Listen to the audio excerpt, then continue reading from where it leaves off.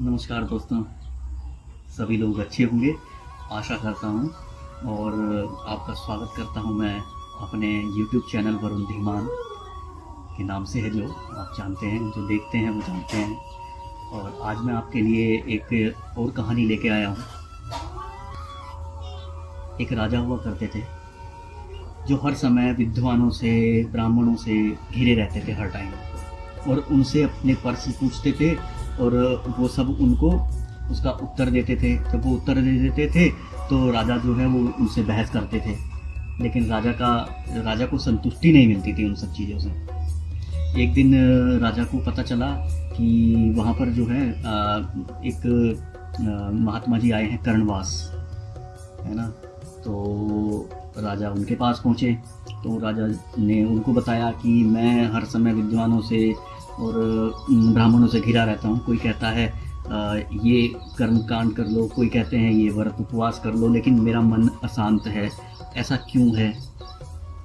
लेकिन उसके बाद जो महात्मा जी हैं उन्होंने उनको बताया कि सही मायने में अगर हम देखें तो धर्म का मतलब परोपकार और गरीबों की सहायता करना है। अगर आप ऐसा करते हैं तो आपके मन को बहुत संतुष्टि मिलेगी और हमें ऐसा करना भी चाहिए। तो इस कहानी से हमें यही शिक्षा मिलती है कि हमें सही मार्ग पे चलना चाहिए, परोपकार की भावना अपने मन में रखनी चाहिए और गरीबों की मदद करनी चाहिए। आपसे जितना हो सकता है उतना, ज़रूरी नहीं है कि इतना, नहीं, इतना हो सकता है तो इतना ही करो। बाकी परमात्मा पे विश्वास रखो और जीवन में आगे बढ़ते रहो, क्योंकि आपकी जो मंजिल है ना, वहाँ तक पहुँचने के लिए ना आपको कुछ ना कुछ करते रहना पड़ेगा जीवन में, क्योंकि जीवन ऐसे नहीं होता। वो आप जैसे यहाँ से चले, आप इस जगह से आप चलोगे तभी तो यहाँ पे पहुँचोगे, है कि नहीं। तो चलना पड़ेगा आपको वैसे। या तो परोपकार की भावना रखते हुए, ईश्वर में भरोसा रखते हुए, और आप सतमार्ग पर चलते रहें।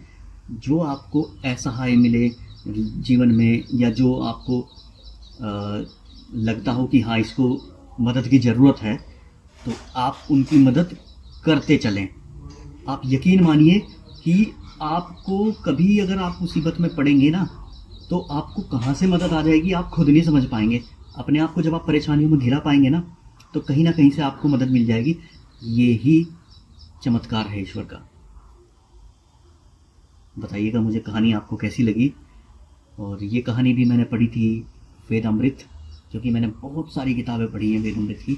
पता नहीं क्यों ये मैगज़ीन बंद हो गई, पता नहीं लोगों ने पढ़ना बंद कर दिया, बिकनी बंद हो गई, मेरी समझ से बिल्कुल बाहर है। क्योंकि अच्छी जो चीज़ें हैं ना वो है ही नहीं अब। ख्याली पुलाव, दकियानूसी बातें, झूठ, दुनिया भर का कुछ भी अपने से ही बना के चल रहे हैं लोग। तो उस चीज़ का कोई औचित्य नहीं है। मैं वो किताबें पढ़ता हूँ जो जिनके पेज ऐसे मोड़ते ही कट जाते हैं। तो कोशिश मेरी यही रहती है कि अब, पहले जब मेरे पास में जॉब नहीं थी तो मेरा जो आत्मविश्वास था वो इसी वजह से बढ़ा था, क्योंकि मैंने इसी तरह की जो धार्मिक जो पुस्तकें हैं वो पढ़ी थी उस टाइम पर। तो कैसी लगी आपको स्टोरी, बताइएगा ज़रूर। बाकी मिलता हूँ आपसे कुछ समय के बाद। नमस्कार।